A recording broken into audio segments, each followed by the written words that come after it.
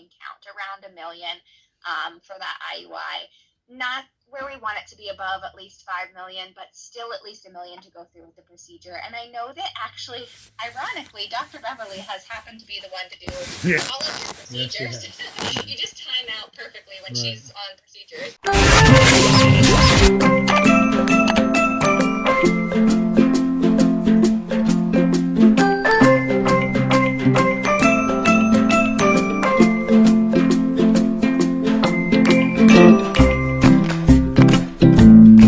Guys, welcome back to my channel or to our channel. For this video is my appointment kami sa doktor. Yung asawa ko may meeting siya doon sa kasi nag-ano kami. Kasi online lang yung yung appointment namin kasi bawal nga pumunta doon dahil sa sitwasyon natin ngayon. Kasi na-failed kami sa 3 beses na IUI. Yung IUI kasi is covered yun sa insurance. Kaya trinay namin. Malay nyo, di ba? May hopes naman, di ba? Trinay namin yung 3 beses na failed kami. So ngayon, hindi talaga ako nabuntis. Marami na akong appointment, marami na akong procedure. Talaga, hindi talaga ako nabuntis. So, ngayon, last chance na namin. Hindi ko alam kung mabuntis ako, pero may appointment na ako sa IVF next month. Kaya mag-talk kami ng doktor kung anong dapat namin gawin. Itong procedure na to is to na talaga yung pinaka-expensive. Masabi kong expensive kasi milyon ang pinag-usapan. Hindi naman sa pagbayabang. Alam naman natin na kapag ganito, mahal talaga. Ayaw ko. Kaya nga kami nagtatrabaho kami nag-delivery food kami. Kasi para matustusan namin yung pangailangan namin sa IVF na to. Kasi talagang sobrang mahal. Yung IUI kasi covered ng insurance ng asawa ko, which is wala kaming binabayaran kasi covered siya. Kaya nga try namin kasi malay mo mag-work, di ba? Pero hindi talaga nag-work. So ngayon, hoping na ma-success kami kasi napakalaking pira po talagang bibitawan namin dahil sa procedure na to, malaking pera, hindi lang thousand, millions talaga ang pag-usapan namin dito. Kung ma-failed kami, parang nagtapon lang kami ng pera sa basurahan, pero kailangan naming subukan kasi ito talaga yung dream ko, ibibigay talaga ng asawa ko kasi bago ako pumunta ng Amerika, yun talaga yung pangarap ko na makaanak ako kasi namatayan ako ng anak. Biyak na ako. Namatayan ako ng anak. Sabi ko sa kanya, kapag hindi ba ako mabigyan ng anak, uwi na ako ng Pilipinas. Sabi ko, bago ako pumunta dito, sinabi ko sa'yo, kung mabigyan mo ba ako ng anak, pupunta ako dyan, magsasign ako magsasign ako sa Q1 visa. Sabi niya, oo daw. Kaya ngayon, ginawa na niya lahat para talaga mabigyan ako ng anak or magkaroon kami ng anak. Wala siyang pakialam kung babae o lalaki, pero syempre gusto ko pa rin ng babae. Kaya, ayun. Yung meeting namin is 3:15. Wala pa naman 3:11 pa. So, ayan. Waiting kami sa call ng doktor. Iyak na ako. Yung asawa ko nandun pa, may meeting siya sa kanilang barangay kasi konsehal yung asawa ko. May meeting siya online lang din kasi hindi siya pwede makapunta doon kasi nga dahil sa sitwasyon natin ngayon. So, yan guys, mamaya binabantayan ko kasi baka So, mamaya guys, natin kung ano yung sabihin ng doktor. Yun yung asawa ko. Naiyak ako. Kasi, naiyak ako sa presyo. Hindi siguro ako naiyak sa sitwasyon ko, naiyak ako sa presyo kasi napakamahal talaga yung presyo. Diyos ko, makabili na kami ng mansion, makabili na kami ng negosyo, pero wala. Tapos, pero wala kasi ito talaga yung pangarap ko. Ayan, see you mamaya ha. Anuhin muna natin to. Bantayan ko, baka kasi mag-call at hindi ko mapansin. Oh, there she is. Siya. Hi! Yeah. Hi. How are you guys doing? Good. We're good. Your hand. Is that my hand? Is that what that is? Okay. I don't know. What happened It's to the hard to camera? balance these things. There's something blocking the camera. Yeah. Now, so I can only see half your faces. Hold on a second. Let's. What happened? I don't know. Here, we'll do. There we go. You are? Still can't see it. Just okay. Wait, anyway, sorry. We're gonna just take it out. Okay. Yeah, I didn't know how to do it. What are we doing here? Oh, there we go. Okay, there you go. Okay. There. Hello. Shit. What do we do? Huh? We lost. There we go. We lost Dave. Okay. Wait, so that, oh, there you are. Okay, Okay, okay. good. Hi.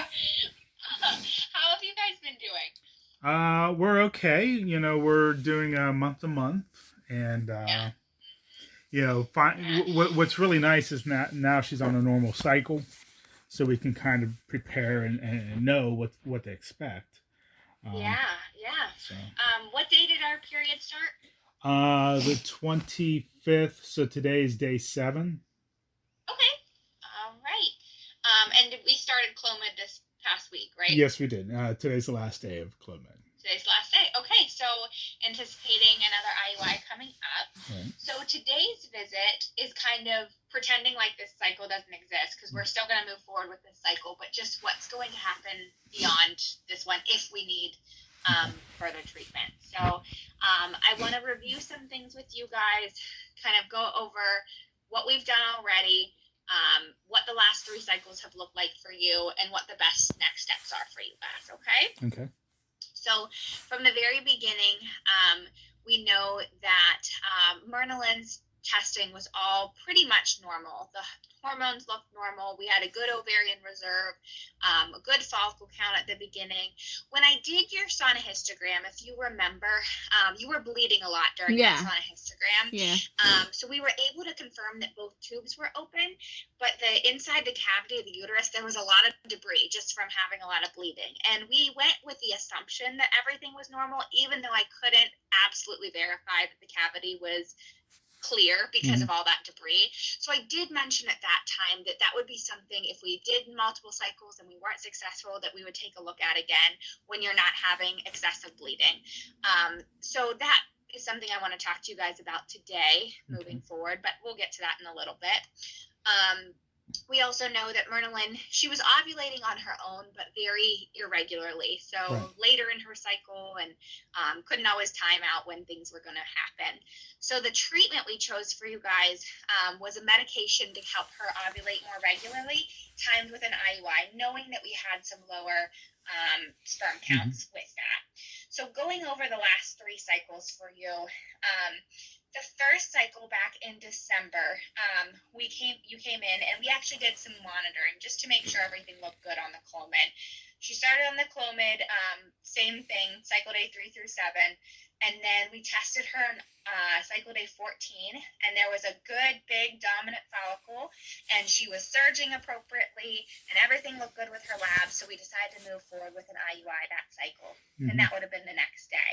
Right. Unfortunately, with that IUI, we did note a significant decrease in that count, and that's to be expected when we have some abnormalities and we put the sperm through a wash. We really ideally want for an IUI account that's at least 1 million, even better if we're above 5 million, and greater if we're above 10 million. And at that time, we were at 500,000, so significantly less than what we'd want for one of those IUIs. And that's okay. We moved on with the next cycle to see what was going on. We did an unmonitored cycle this time, and your count did come up. It was at 1 million at that point, so at least enough to do the IUI. Where there's at least some increase from baseline of just trying to conceive on your own, but still less than where we really want it to be. And then we had a third IUI, which really had essentially the same count, around 1 million for that IUI. Not where we want it to be, above at least 5 million, but still at least 1 million to go through with the procedure. And I know that actually, ironically, Dr. Beverly has happened to be the one to do all of your procedures. You just time out perfectly when she's on procedures. And she's talked to you guys a lot about that as well. And so we're planning another IUI right now. But I wanted to know, just because I know you guys have had some conversations before, of what your goals were in terms of treatment, what you'd be willing to pursue, what you want to pursue. And if you have no idea and you just want me to give you options, we can do that as well. But I really want to get kind of that feel from you guys first. Well, just let me back up a second and ask this question. How is it that, the first cycle, we had a decrease in count, but we were able to harvest 25%. But then when I had 11 million, we were only able to harvest about 10%. I mean, how does that harvest work? So it all actually depends on the abnormalities within the sperm themselves. So not necessarily the starting count, but when they're put through a gradient, how many of them stand up to be quality sperm. And that changes from cycle to cycle. Oh, So sometimes we'll see that we don't have many abnormalities, but the count's lower, but a lot of them kind of make it through that gradient. And then sometimes we see the count's really high, but most of them are abnormal sperm and they don't make it through that gradient. Okay. And I don't know if you would agree on this, as far as, I sent a questionnaire over as far as doing the IUI on day 1 of ovulation, I'm sorry, what was that question again?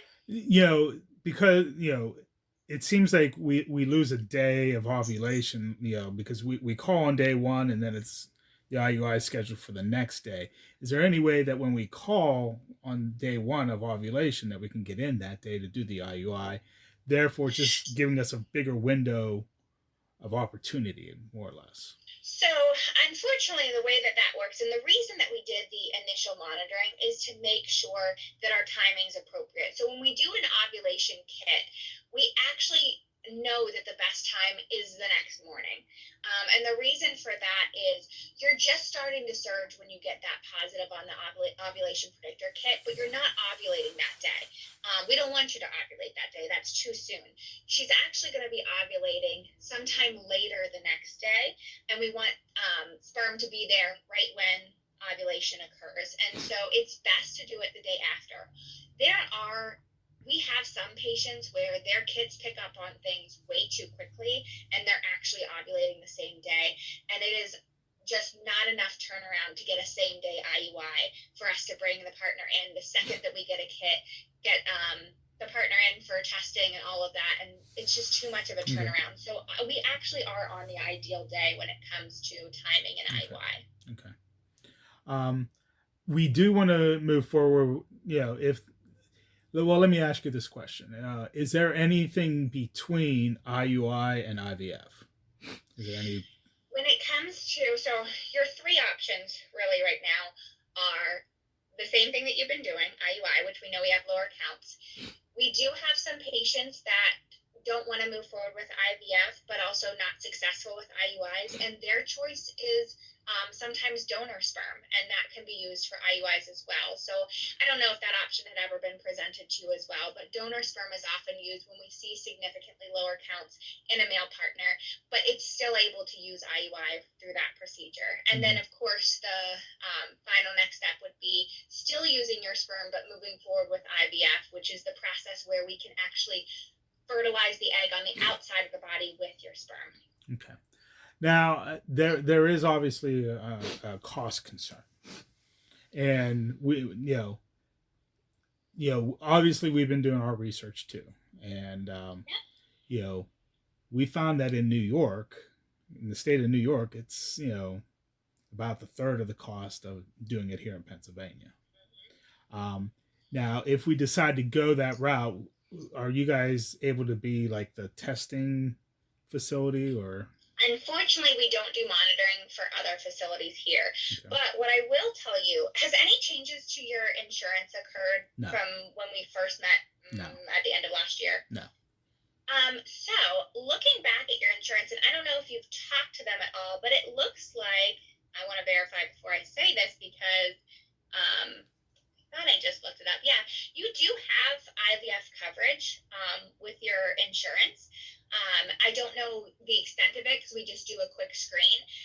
So it'd be worth calling your insurance and seeing what their total cost. Some insurances give you have X amount of money to use towards IVF. Some say you can do this many cycles of IVF. And so based on an initial screening done in October of last year, your insurance had some coverage to it.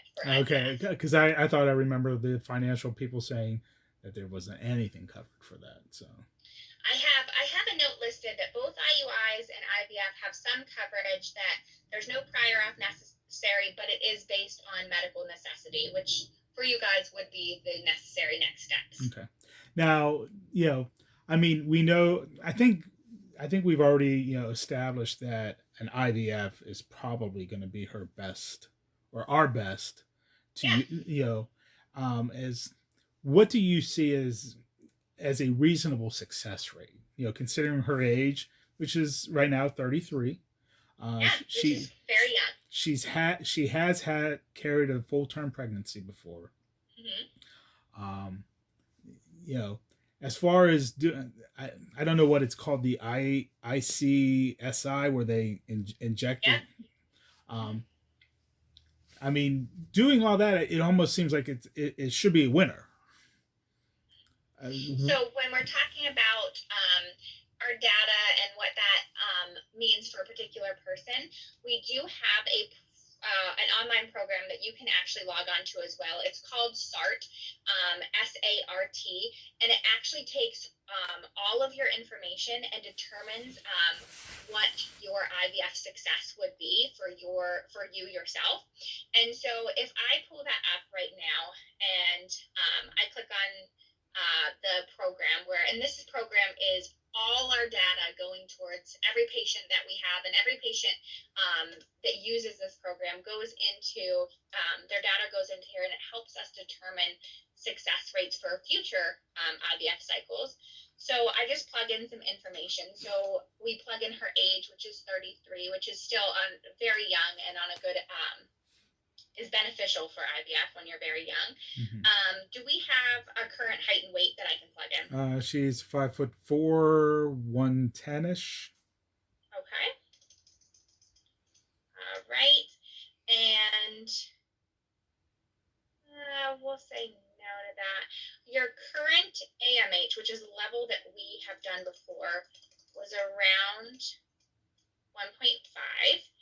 And we know that we have some sperm abnormalities, so I'm plugging that in. And you have had a full-term pregnancy, no other abnormalities. So then we calculate it, and it's looking like it for your very first cycle, full cycle of IVF, your chances of pregnancy are going to be, with the very first cycle, somewhere around 55% success rate. Now, what I should mention is couples without infertility, their chances of trying on their own, completely on their own, really are only about 20% each cycle. So you're actually surpassing people's baseline for one cycle. Now, if you did 2 cycles of IVF, we're seeing rates as high as 75% success rate for you. So that's what it's looking like. Now, also, just looking at, obviously, we've been doing a lot of research, and with the embryos, we can pick the sex on the embryos, right? Unfortunately, in the state of Pennsylvania, embryo sex selection is not permitted. It's something that kind of falls into a specific law in this state. I don't know about, because you mentioned New York, I don't know about their specific laws. I know that there are some states that allow for that, but in the state of Pennsylvania, sex selection is not permitted. Now, I know that we would want to do at least 2 embryos at a time, and hope that we get one out of 2 embryos. Is that a normal thing, or is that? When we plan for IVF, especially for the very first cycle, our plan is to have a successful singleton pregnancy. So we don't want to put Merlin at high risk of multiples or anything like that. We want a successful singleton pregnancy. If there's no reason to move forward with transferring more than 1 embryo, we typically don't. And the reason for that is because of the likelihood of multiples, and that can put a patient at high risk. So we typically don't try. Now, if a patient were to go through multiple transfers without success, then it can be talked about implant or transferring more than 1 embryo, but it's typical to start off with 1 at a time. Okay. Have I asked everything? Yes. Do you have any questions or concerns? No, I'm good. All right. Is there anything that we should be asking? Well, let me ask you, is this something that you're looking to move forward with? Yeah, well, obviously we're hoping that number 4 is our lucky. Yes, absolutely. But yes, definitely. I think my insurance covers 6 IUIs, but obviously, if it's not good, you know, in my research, obviously they say if it's going to happen, it's going to happen on on the third or fourth one. So Yes, that's uh, correct. so yes, I mean if it doesn't, if it's not successful, yes, we want to move forward with the IVF. Okay.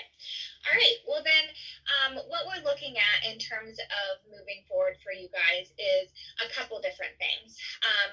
Regardless of what treatment you choose, we still want to look inside the cavity of the uterus, especially if we're talking about IVF, because then you're putting time and money and effort into something, and we want a pristine cavity. So we want to verify that the cavity of the uterus looks pristine. There's no polyps, fibroids, anything like that. So we'll probably plan for, if this cycle is unsuccessful, to repeat that sonohystogram. Now, we don't have to look at Merlin's tubes and cause all that cramping or anything like we did last time, because we won't need them anymore. We're just looking at the cavity of the uterus. Now, when is that done? Is that done after the? Usually, so if this cycle is unsuccessful, she would call with her first day of her menstrual cycle, and we would do that maybe cycle day 6, 7, 8, 9, sometime after the time that she's done bleeding. Okay.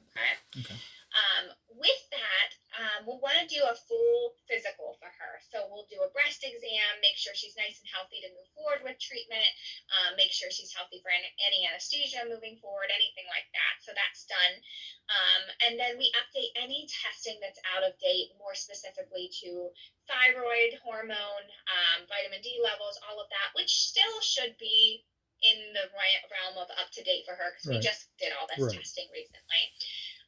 Once that all looks good, we're going to set you up with one of our physicians as a follow-up. And the physicians here are the ones who manage our IVF protocols and our plans. So you'll be set up with a specific physician who will address all the ins and outs of IVF and your particular protocol. Look at your past results, look at the semen analysis, everything, and determine what the best protocol is for you guys. You really go through all the good, bad, and the ugly talk at that point of IVF.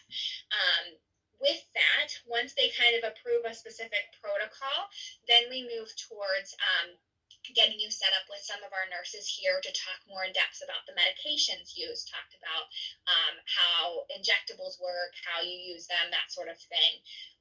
And then after that, you have a consent signing meeting where both you and Myrna Lynn come to the office and you sign consents for the procedure itself.